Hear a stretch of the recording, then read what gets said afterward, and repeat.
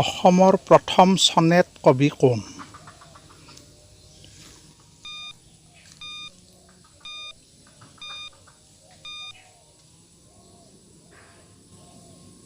উত্তৰটো হৈছে হেমচন্দ্ৰ গোস্বামী। জয়মতী কথাছবিখনে কিমান চনত মুক্তি পাইছিল?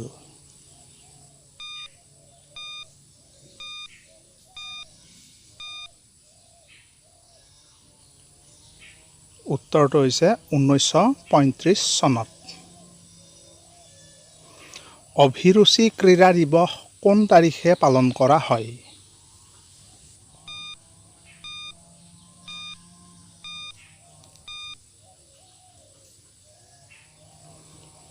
উত্তৰ হৈছে 3 ছেপ্টেম্বৰত। কিমান চনত অৰ্জুন ভোগেশ্বৰ বৰুৱাই এছিয়ান গেমছত পদক লাভ কৰিছিল?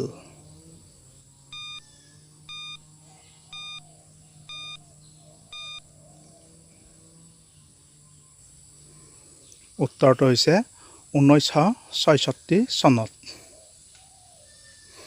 আহোমসকলৰ শেষ ৰজাজনৰ নাম কি আছিল?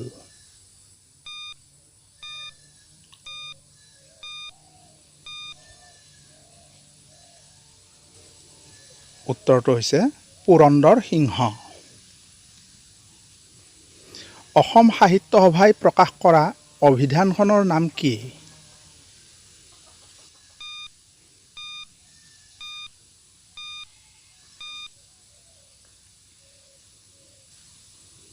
উত্তৰটো হৈছে চন্দ্ৰকান্ত অভিধান। 1933 চনত প্ৰথম প্ৰকাশ হৈছিল।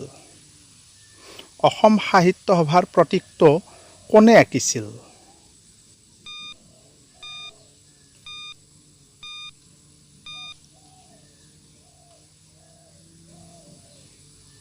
উত্তৰটো হৈছে যুগল দাসে। আবাহনৰ প্ৰথম সম্পাদক কোন আছিল?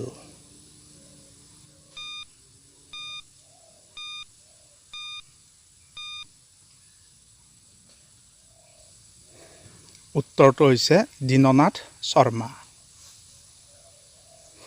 সংস্কৃতৰ পৰা অসমীয়ালৈ অনুদিত হোৱা প্ৰথম নাটকখনৰ নামটো কি?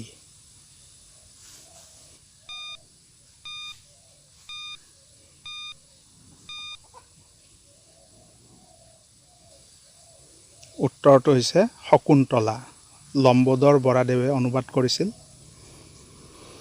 অসমৰ প্ৰথম ইংৰাজী দৈনিক কাকতখনৰ নামটো কি?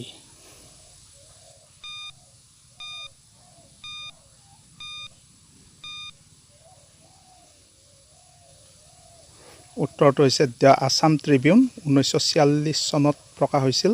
প্ৰথম সম্পাদক আছিল লক্ষ্মীনাথ ফুকন।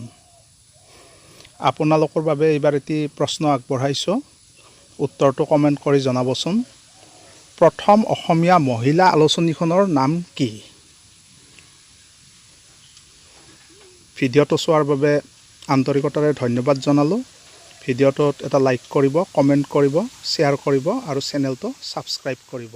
ধন্যবাদ।